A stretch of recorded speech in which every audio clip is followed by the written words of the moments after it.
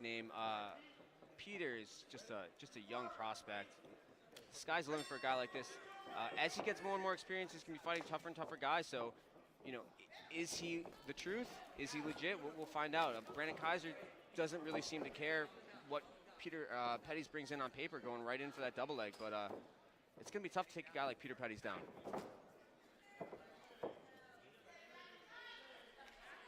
Just as you said that, it looked like Peter was going to go down, but back in against the cage and showing complete control, even on one leg right now. Brandon Kaiser's having a tough time getting the dominant position on the ground over Peter the Joker Petties. You got to be really careful when you shoot with your head on the outside like that. If they can switch and sort of start to shimmy around, what we call a butt drag in wrestling, they can end up taking your back and choking you out. It's really tricky. But Brandon Kaiser is just a little crazy and just really tough. Always going forward, always gritty, changing levels and surprising Peter Petties right now. Petties looking to keep it standing, but Brandon Kaiser is all over him right now. You know, this is a really difficult pace to maintain for a guy like Brandon Kaiser, so I imagine Petties just sort of weathering the initial storm. You know, especially if you're a striker, you want to get that opponent's pre-fight sort of jitters out. You want to let them like burn a little bit of that energy off, and then start to find your rhythm as they slow down. So some tricky Kimura trap stuff here from Peter Petties. He's the total package, jiu-jitsu, wrestling, and striking. Kaiser's got to be careful of the armbar here that Peter Petties is setting up, or the back take. Like you said, Brandon Kaiser has to look out for the armbar right now, and Peter Petties representing Master Lloyd Irvin, so no stranger on the ground. Well, here we have Peter Petties setting up the armbar, but it's really tough from this sort of stacked position to finish. He's going to have to swivel his hips and come out the back door, or get Brandon Kaiser onto his back.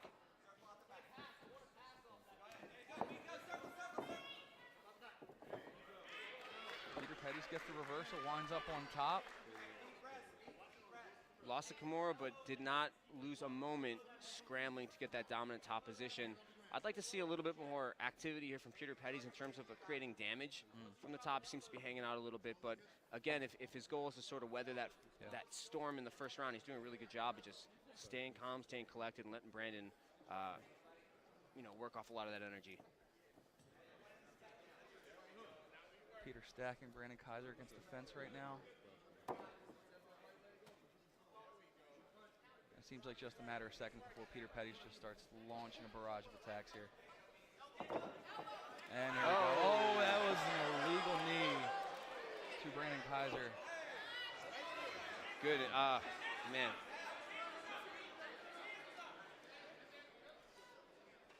I'm not sure. We're going to have to check that out on replay, but Peter Petties never seems like he's a dirty fighter. In complete accident. I mean, he was definitely looking for Brandon Kaiser to get to the legal position, which would be just the feet on the ground. If you have anything but your feet touching the ground, you were technically a grounded fighter. So even though... All right, Jackson, let's take a look at a replay of that real quick. So we got to pay close attention to the knees. I mean... Both knees down. Some of the fans calling that Kaiser's hands were off the mat. That's sort of irrelevant. If your knees are on the mat, if anything but your 2 feet are touching the mat, you are technically a grounded fighter. That is cut and dry illegal. If Brandon Kaiser is unable to continue, that will be a disqualification, which is extremely unfortunate because this was actually like a really exciting fight. All right, let's take another look at it, Jackson, and see if we can get a better look. So you want to watch not just the hands of Brandon Kaiser here, but his knees, his position here. Yeah. There's no equivocation here. If your knees are on the mat, you are a grounded fighter.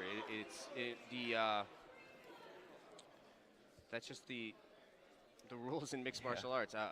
Petties, very experienced, very calm and collected guy. All right, ladies and gentlemen, we will be right back while we're waiting on our official results at GPG. Ladies and gentlemen, 2 minutes and 5 seconds of the first round. We had a doctor stoppage due to accidental foul. So this bout is a no contest. No contest. So these 2 GPG winners, we're going to have them come back.